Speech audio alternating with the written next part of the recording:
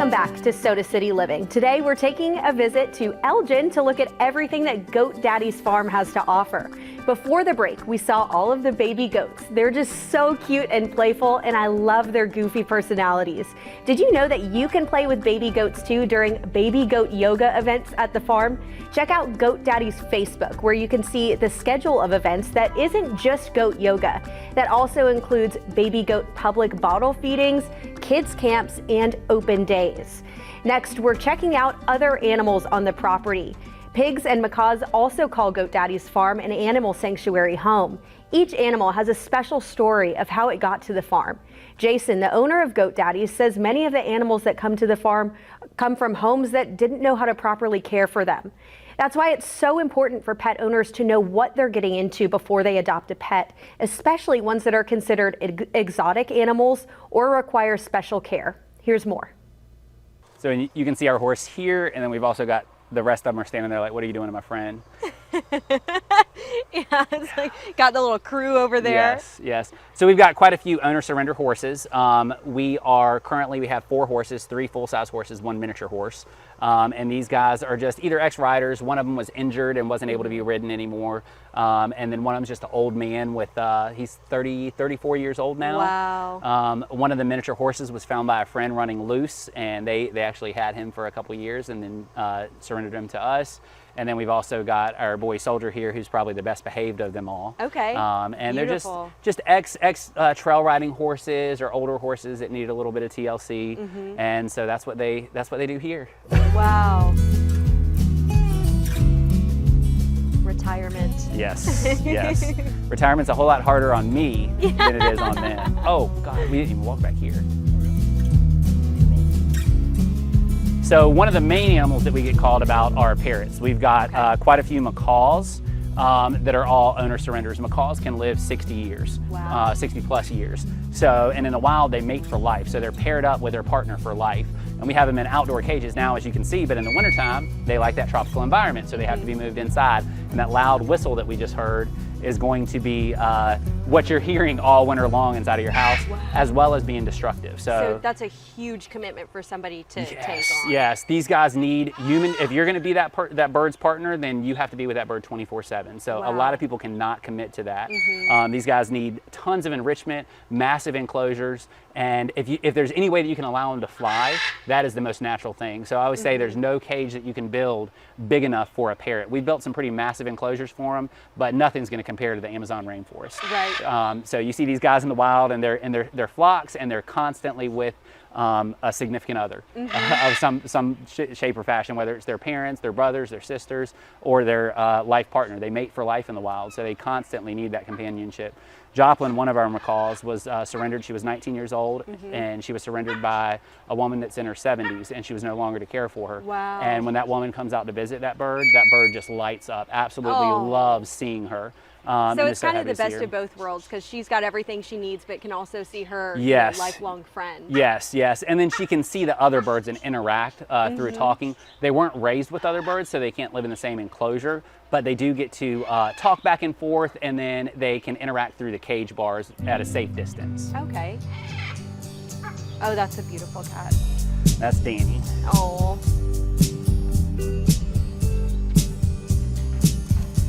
And as you can imagine, a Brazil nut is the hardest nut in the world, and these guys' beak can crack a Brazil nut right open. Wow. So in the rainforest, that's what they're doing all day long, is they're flying around, fruit, veggies, nuts, in these large family groups. And they're actually threatened in the wild because the Amazon rainforest is being destroyed. So the large trees that they need to nest in are no longer in existence. Wow. So those trees are being taken out, and because of that, they can't breed. So if they can't reproduce, then there's no more baby macaws. There's actually more in captivity right now than there are in the wild. So as long as people know how and what to expect from these guys, they can make an awesome companion, because I can't call them a pet, they're more of a companion than a pet, but they are a lot to take on. So that is why we get so many calls, and they require a lot of care.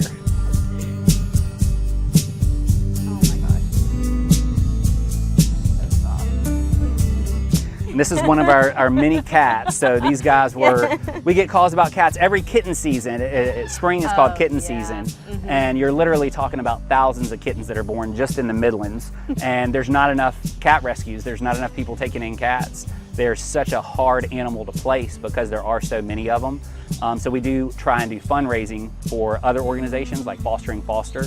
And they have a spay and neuter program where you can actually get your animals spayed and neutered free of charge. Wow. So if you can imagine somebody who may have 2 or 3 cats that are breeding, that could quickly escalate to over 100 cats in a year.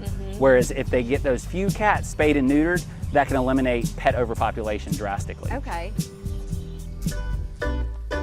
Jack, Jack. Hey, pig, pig, pig. Toff, toff. Toff, toff. Hey, toff. Toff, toff. So one of the biggest trends I would say is people getting potbelly pigs, teacup pigs, as pets. They turn out to not be. They're not. They're not teacup. You can take a baby black bear and put it inside of a teacup and call it a teacup black bear, but it's eventually going to grow up. So this is actually a coon pig, which is about a 250-pound pig. But she has she's been stunted, so she'll never grow that big. Wow. So she lives with our another potbelly pig. This is our little handicap area. They both have blindness. One of them's blind, one of them's partially blind. And this girl right here was at a breeder, and the breeder actually, when she was born, her eyelashes were turned in, and so they rubbed on her eyes, and she didn't have the surgery to correct it fast enough, so it damaged her cornea, so she'll never be able to see. But she has her seeing eye pig, as we call Z over here, so they stay together, and they'll be together the rest of their life. They are best friends.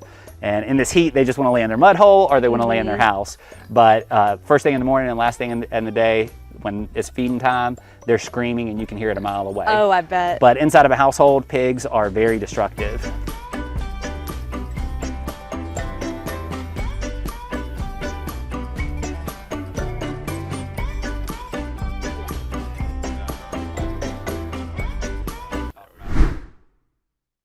I loved learning about all the different types of animals, and there are still more that we haven't seen yet.